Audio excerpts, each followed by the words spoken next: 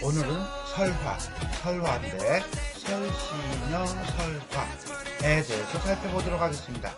이 작품을 가실과 설시녀 내지는 설시녀 내지는 설시녀 설화 등등으로 이제는 교재라든가 문제집 내지는 책, 이야기책에도 이제는 다뤄져 있는데, 이 작품은 김부식의 삼국사기에 수록된 설화입니다. 근데 이 삼국사기에 보면은 그냥 뭐라고 돼 있냐면 설시녀라고 돼 있어요. 그러니까 우리가 이제 제목을 붙일 때는 그걸 감안한다면 그냥 설시녀 정도로 보시면 되겠습니다. 일반 백성의 훌륭한 삶과 함께 빈번한 전쟁으로 고통받는 백성들의 모습이 담겨져 있다. 설시녀를 아내로 맞이하기 위해 고난을 자청한 가실이 위기의 순간에 돌아와 거울을 신물로 제시하여 결혼에 성공하게 되는 탄탄한 서사 구조를 보이고 있다.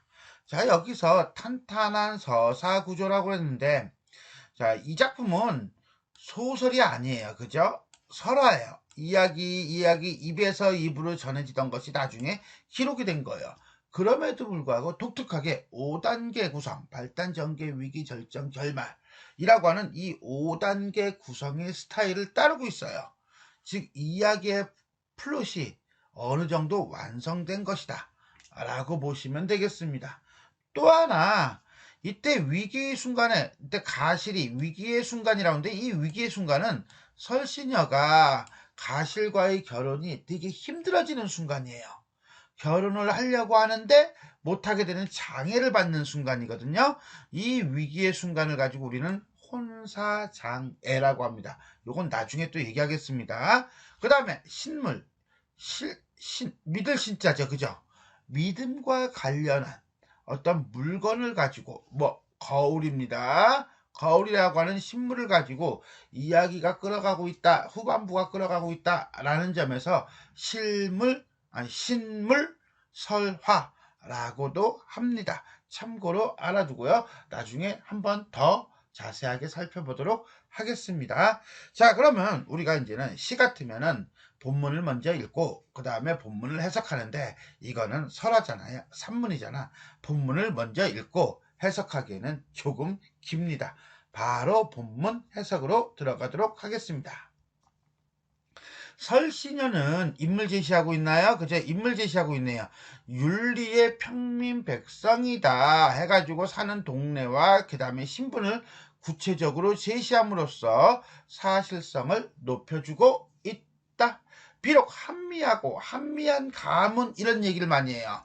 가난하고 지체가 변변하지 못한 집안이었지만 용모가 단정하다는 건 외모가 아름답다 내지는 이쁘다, 한마디로 어디 문제가 있는 건 아니다, 마음과 행실이 의젓하였다 라고 해가지고 외모와 그 다음에 성품을 소개하고 있네요. 더더군다나 비록 의젓하였다까지는 요약적 제시, 즉 직접적 제시, 텔링의 방법을 쓰고 있다. 보는 이들이 그 아름다움에 반하지 않는 이가 없었지만, 자, 이 아름다움이라는 건 용모가 단정한 걸 아름다운 거라고 했어요. 와, 어떻게 한번 해볼까? 라고 하였지만 워낙에 마음과 행실이 의젓하니까 함부로 하지를 못하였다 라고 함으로써 다른 사람들이 함부로 하기에는 되게 어려운 그런 행실을 가지고 있다 라고 보시면 되겠어요. 여기까지가 발단, 인물 소개죠. 설시녀의 성품과 행실. 진평왕 때, 진평왕이라고 하는 건 신라시대 임금이죠. 몇 대 임금이에요? 26대 임금으로서 시대적 배경을 제시해주고 있습니다. 그의 아버지가 진평왕의 아버지라고 하면 큰일 나요. 이거는 설시녀의 아버지가 나이가 많은데도 전국에서 수자리 살 차례가 되었는데, 수자리라고 하는 건 국경을 지키는 거예요. 한마디로 이제 군대 간다는 거죠. 군역을 해야 될 때가 되었는데 나이가 너무 많아.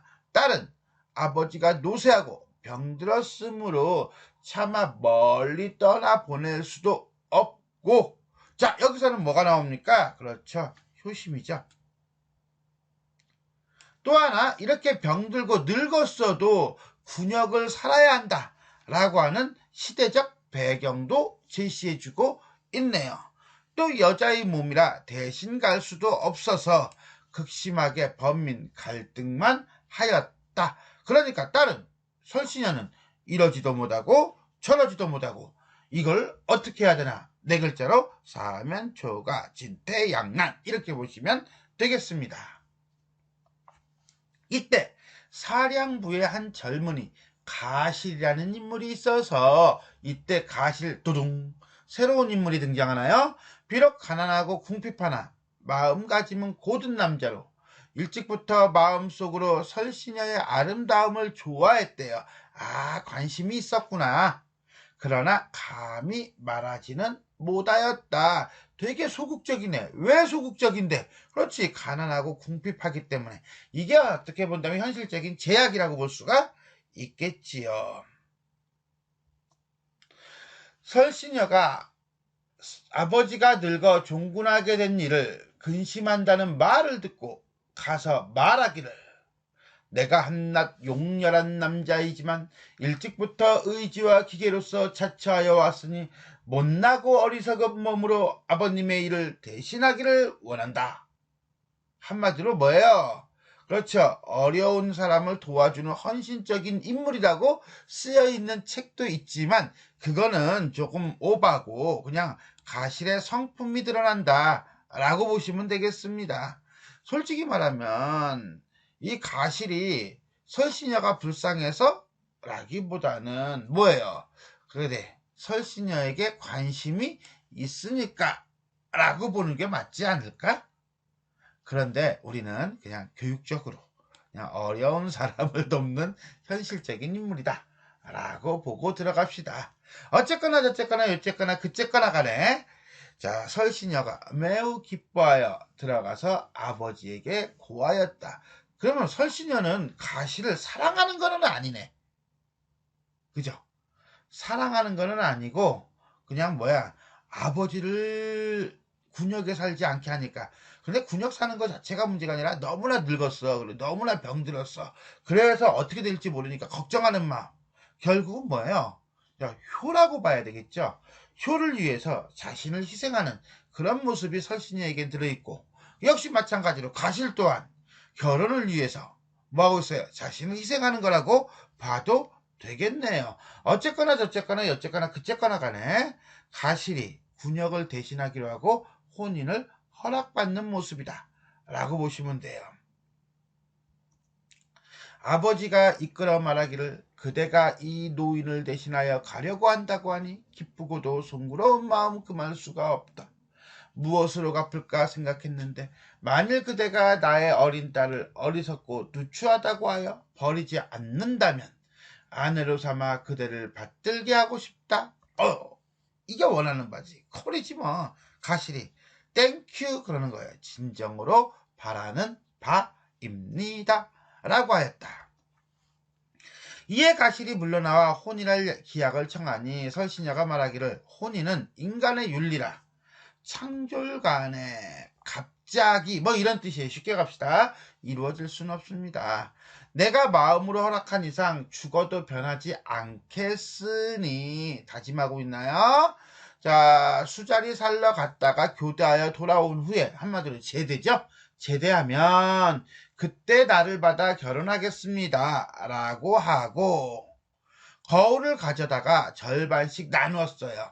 이때 거울이라고 하는 건요, 참 여러 가지 의미를 가져요. 보통 이제 거울 그러면 자기 자신을 비추잖아. 그럼 뭐예요? 그렇죠. 어떤 반성, 성찰의 매개죠. 근데 이 거울은 또 사랑의 의미를 가져요. 그래서 우리가 이제 거울이 깨진다. 그럼 뭐예요? 그거는 우리가 이제는 파경이라고 그래요. 경자가 거울 경자거든요. 근데 이 파경이란 말은 지금도 쓰죠. 뭐예요? 부부가 이혼을 해서 결혼 생활이 깨지면 파경이라고 하죠. 즉 거울은 사랑의 징표이자 이별의 징표이기도 한 거예요. 자, 그러니까 이걸 뭐예요? 신물이라고 하는 거죠. 이 신물을 다른 말로 또 뭐라고 그랬어? 신표, 표식이에요 라고 한 거예요. 어쨌거나가 절반씩 나누어 각기 한 조각씩을 가지며 말하기를, 이것을 신표로 삼을 것이니 뭐 다 한번 나중에 맞춰보자. 맞춰서 맞으면 당신이고 이렇게 되는 거예요. 즉 신표라고 하는 것은 증거가 되게 하기 위해서 주고받는 물건이라고 본다면 후일 언제 군역을 마친 3년 후에 합쳐봅시다 라고 하였다. 가실이 말 한 피를 가지고 있었는데 이 말 한 피를 누구에게? 설신여에게 줍니다. 그거는 결국 설신여가 워낙 가난하니까 어떤 경제적인 안정을 도모함으로써 가난에서 벗어나기를 바라는 것도 있고요. 또 하나 가실의 사랑의 어떤 징표라고 보셔도 되겠습니다. 이것은 천하의 좋은 말이니 후에 반드시 쓸 때가 있을 것이요.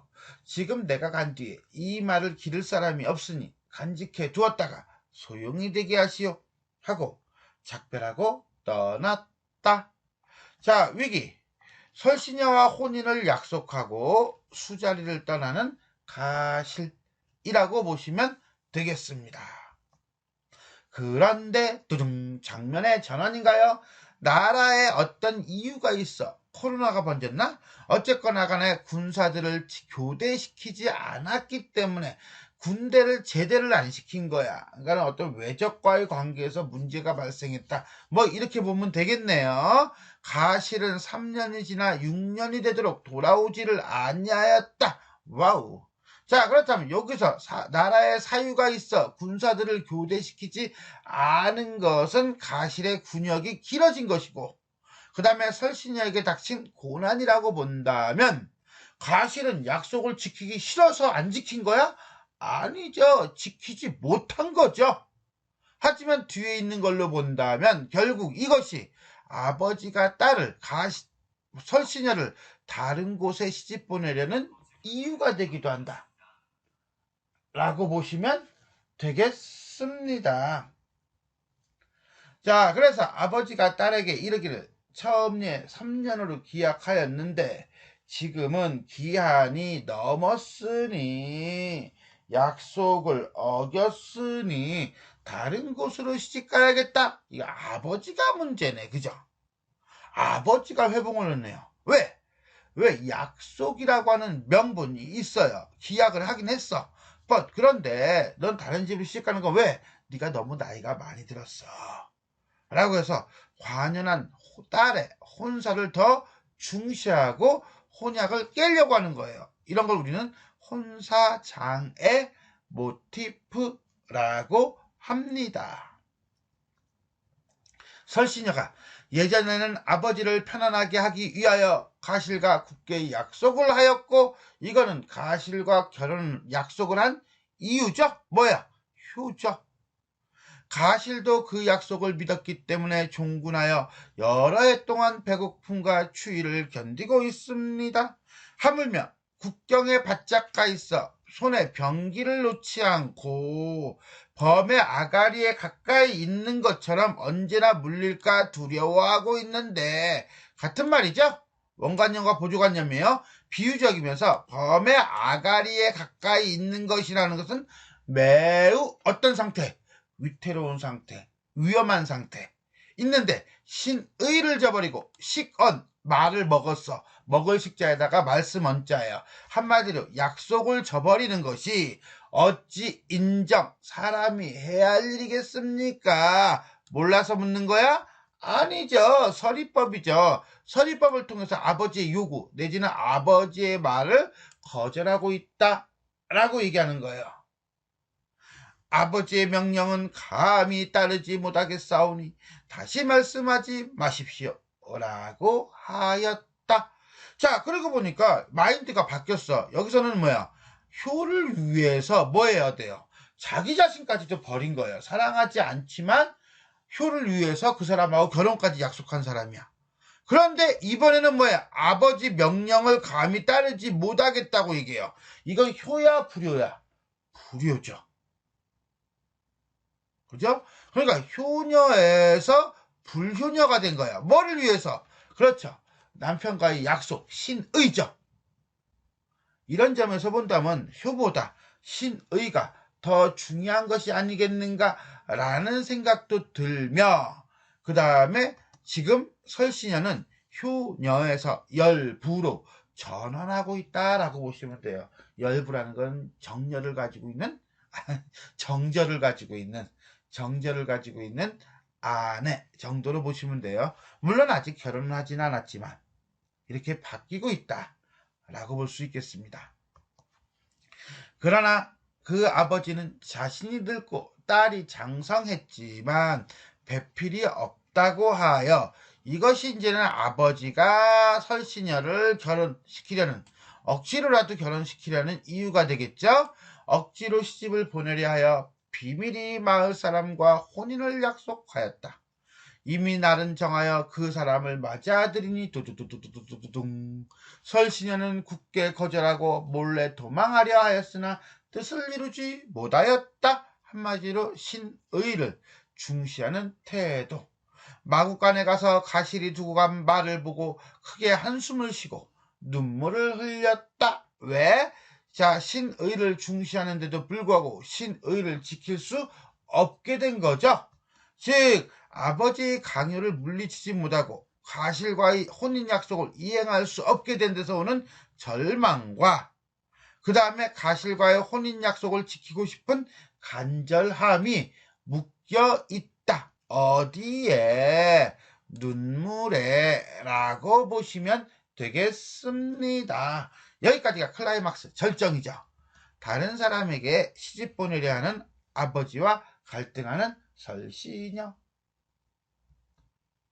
이때 두둥 가실이 교대되어 왔는데 제대를 했대요. 이유도 없어, 근거도 없어, 그냥.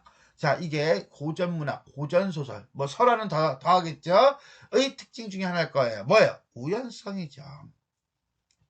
뼈만 남도록 마르고 옷이 남루하여 집안 사람들도 모르고 다른 사람이라고 하였다라고 하는 거 보니까 너무너무 베리맨이 마치하게 고생한 거야. 그래서 외모가 변해버린 거야. 그래서 가실이 바로 앞에다가 쪼개진 거울, 뭐예요? 신물, 신의의 징표죠. 던지니 맞춰봤죠. 맞춰보니까 맞네. 설신여가 받아가지고 소리내어 울었으며 아버지와 집안 사람들도 모두 기뻐하였다. 마침내 다른 날을 정하여 혼인하고 일생을 해피하게 살았다. 뭡니까? 해피 엔딩이라고 보시면 되겠습니다. 결말, 가실과 설신여가 거울을 매개로 다시 만나게 되었다라고 보시면 되겠네요. 내용은요 되게 단순해요. 간단하고요. 그 다음에 새로운 게 없어요. 독창적인 게 없어. 당연히 없겠지. 왜? 설화니까. 하지만 어때요? 자, 어떤 시련이 있고 시련을 극복해서 해피해져. 해피해졌는데 그 해피한 게 다시 시련의 원인이 되죠. 그리고 또다시 극복하면서 해피해져. 라고 하는 어떤 긴장과 이완이라고 하는 요거를 쫄깃쫄깃하게 밀당하는 그런 모습도 보여주고요. 발단전개 위기절정 결말이라고 하는 5단계 구성도 보여주고요. 물론 현대소설처럼 딱딱 떨어지지는 않아요. 그러나 이러한 형태를 취하고 있다는 점. 그 다음에 이 설화를 김부식이 한국사기에다 실었던 건 아마 이 효라고 하는 부분과 그 다음에 열이라고 하는 부분, 신의라고 하는 부분, 이런 부분에서 이제는 주제의식, 김부식의 마인드에 맞지 않았을까라는 생각도 합니다. 자, 그럼 전체적으로 한번 정리해 봅시다. 설하고요, 신물설하고요, 민담이다. 교훈적이고요, 축약적이다. 시간의 흐름에 따른 구성이죠. 그죠? 그 다음에 서민 남녀, 즉 가실과 설신여의 사랑과 신의에 대한 얘기를 하고 있다. 라고 보시면 되겠고요. 자, 문제가 나오고 문제 상황에 대한 해결이 반복이 되면서 행복과 불행과 행복의 서사 구조를 형성하고 있다. 자, 이 작품의 서사 구조는요, 기본적으로 문제가 먼저 발생을 해요. 뭐예요? 부친의 병역 문제가 생기죠. 이것을 해결해요. 뭘로요? 가실과의 혼인 약속으로 해결을 해요. 그러니까 이게 해피죠. 해결했으니까 해피하잖아. 그런데 문제는 이 가실이 군역을 대신 사는 것 자체가 문제가 생겨요. 왜? 6년 동안 안 돌아오는 상황이 생겨버린 거죠. 혼인 약속 이행으로 인해서 문제가 생긴다. 그래서 이 문제를 해결하고 가실과 결혼한다 라고 보시면 되겠어요. 그래서 긴장과 이완, 긴장과 이완이라고 하는 특징을 보여줍니다. 설신여가 부친의 병역 문제에 부딪힌 것이 원인이 되어 가실과의 혼인 약속이 이루어지고, 가실이 설신여의 부친 대신 병역 문제를 해결하려고 했기 때문에 혼인 약속의 이행에 문제가 생긴다. 그렇죠? 마치 연세법이야, 그지? 원숭이 똥꾸녀가 빨개, 빨가면 사과, 사과는 맛있어하고 똑같은 꼴이야. 그리고 이 혼인 약속에 문제가 생긴 것으로 해서 그 해결이 나타날 수밖에 없게 되었다.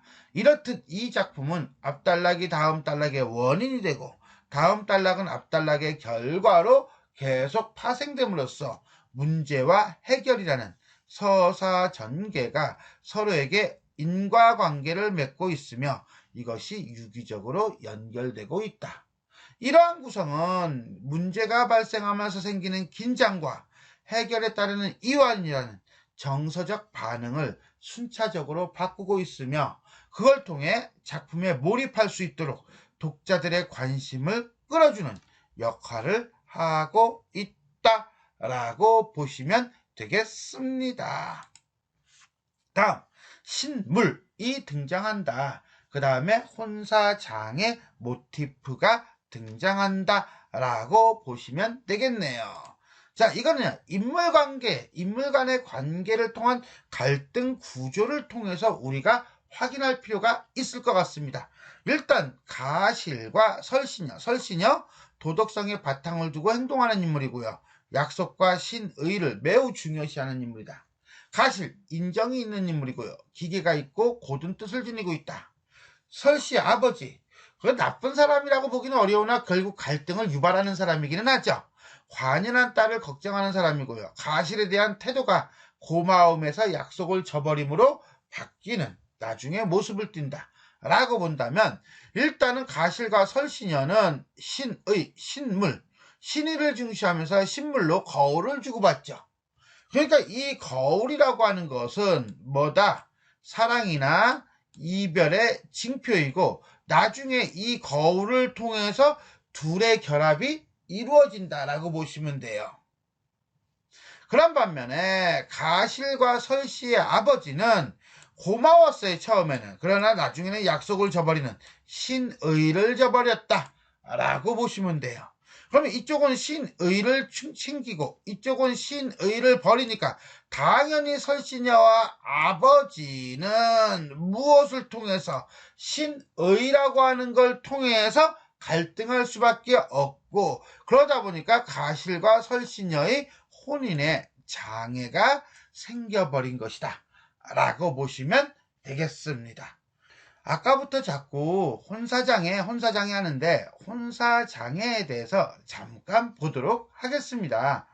자, 혼사장애라고 하는 것은 주인공의 혼사, 결혼이 어떤 요인으로 말미암아 일단 보류가 되거나 아니면 일시적으로 빠개지는 걸 얘기해요. 근데 여기서 우리는 뭐예요? 일단 보류가 되거나 일시적인 거예요. 그러니까는 주인공은 당연히 해피엔딩 해야 할 거 아니야. 그래서 어떻게 합니까? 결국 어떤 시련과 고난을 극복함으로써 이 주인공, 등장인물, 주동인물이 궁극적인 완성에 도달하게 되는 어떤 시련을 통해서 더 단단해지는 사랑, 뭐 이렇게 이해하시면 될 겁니다. 그걸 우리가 이제 혼사장애 모티프라고 그래요. 자, 유형으로 본다면 크게 두 가지가 있어요. 보통은 결혼하기 전에 장애가 일어나겠죠. 이해됐어요, 여기까지? 그래요. 결혼하기 전에 장애가 일어나서 그것을 극복하고 결혼하는 경우죠. 두 번째는 결혼을 했는데 이것이 깨질 수밖에 없는, 어떤 이별하거나 헤어질 수밖에 없는 상황이 생기는 거야. 그래서 그 상황을 극복하고 다시 만나는 거야. 크게 혼사장애는 이렇게 두 가지로 나옵니다. 혼사에 이르기까지 과정에서 고난이 발생하는 경우, 내지는 혼사가 이루어진 후 부부관계가 유지되기 어려운 사건이 일어나는 경우, 이렇게 두 개를 볼 수 있는데, 두 개 중에서 어떤 사회적인 권력, 임금이나 부모에 의해 장애가 일어나는 경우, 설신여 같은 경우는 여기에 해당하겠죠. 부모, 아버지로 인해서 장애가 일어나는 경우예요. 아니면 가문이 몰락해서 결혼 전에 결혼 못하는 경우가 되겠죠. 아니면 신분의 제한으로 인해서 장애가 일어나는 거, 뭐 여자가 종첩의 자식이든가 아니면 알고 봤더니 남자가 첩의 자식이거나 뭐 이런 식이 되겠네요.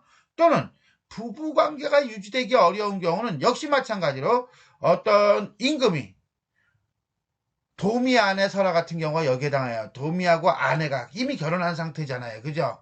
도미하고 아내가 결혼한 상태인데 거기에 임금이 끼어들어가서 쪼개버리는 거죠. 이건 혼사장애가 되는 거예요. 일종의. 그래서 임금이 개입하거나 아니면 탐관 오리가 개입하거나 사또죠. 아니면 아버지가 개입하는 등에 의해서 일어나는 장애.